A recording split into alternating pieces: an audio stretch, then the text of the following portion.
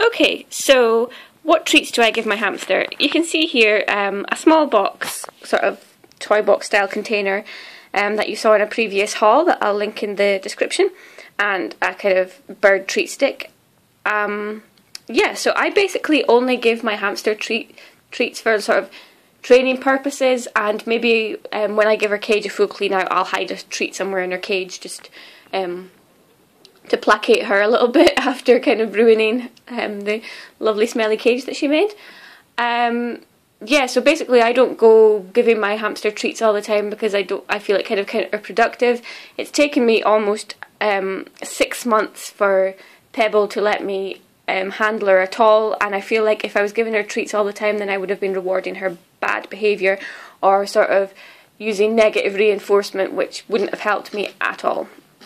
Any noises you hear in the background are my naughty guinea pigs making noise. So yeah, I don't have a load of treats because, again, I only have one hamster, and any treat that is open in its packaging should be thrown away after sort of 3 months. That includes putting them in airtight containers. I have previously had biscuits that are soft biscuits and you can feel them getting harder around the edges. That means they're stale.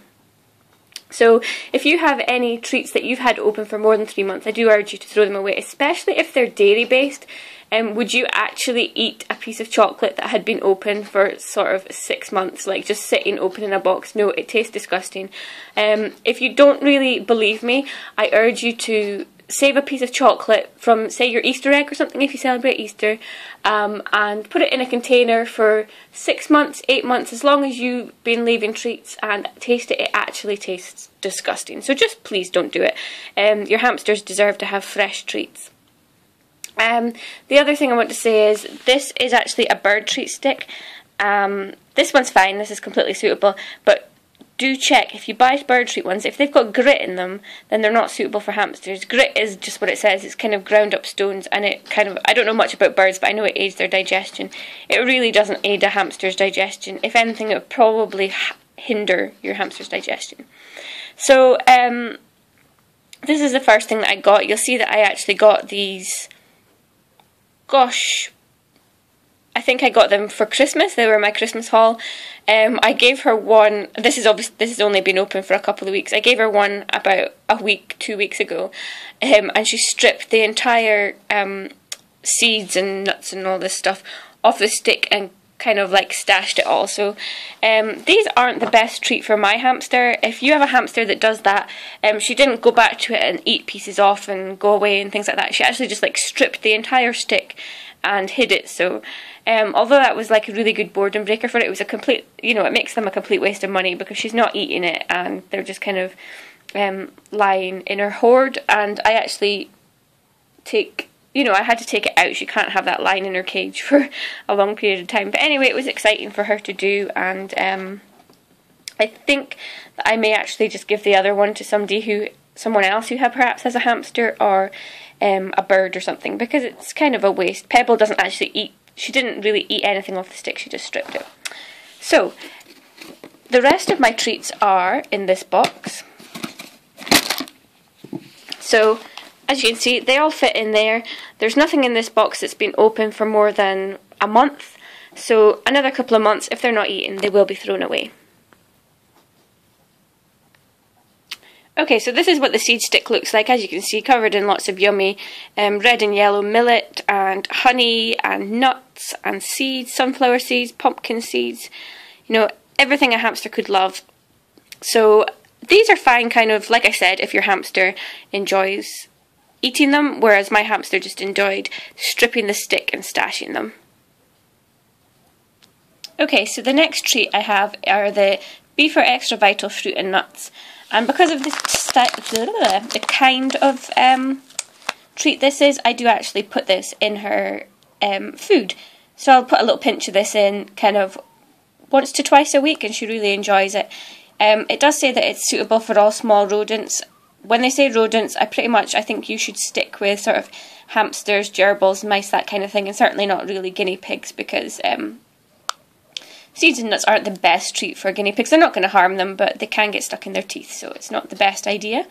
So yeah, and this is kind of like a small selection what they look like. As you can see there, you can see there's sunflower seeds, peas, bananas, and these kind of green biscuit type things are basically crushed up vegetables. Everything in this is completely suitable.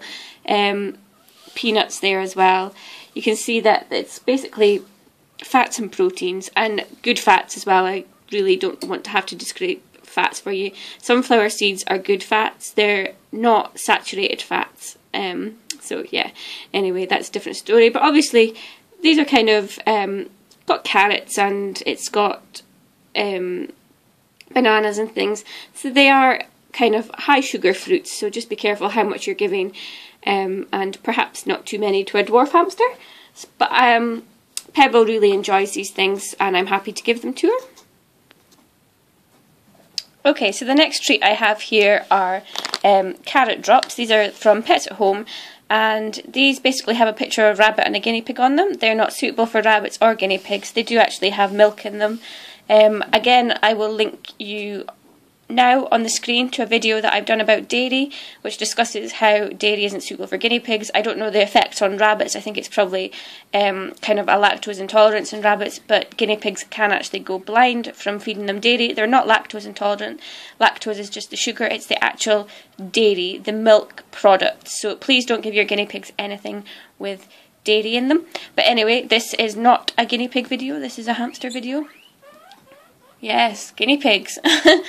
Yeah, so these are basically carrot flavoured. There's no carrot in them. There's carrot powder. I have no idea what a carrot powder is, because carrots are a vegetable. It's probably something highly disgusting.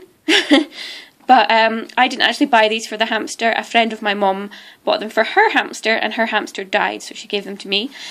Yeah, and they say, again on the back, they say not suitable for, I think it's degus, chinchillas, and maybe, I don't know, is it gerbils or something? Gerbils, degus, and chinchillas and ferrets. They're not suitable. I'm not sure the reason for that, perhaps sugars or something. But yeah, these are fine for hamsters, and these are actually what I've been using to encourage Pebble to sit on my hand and things without eating my fingers off. So these actually make a good treat because they're slightly larger. She doesn't pouch them, she actually nibbles on them. So they've been quite good for training, and yeah, I do recommend these for hamsters. They do tend to enjoy them.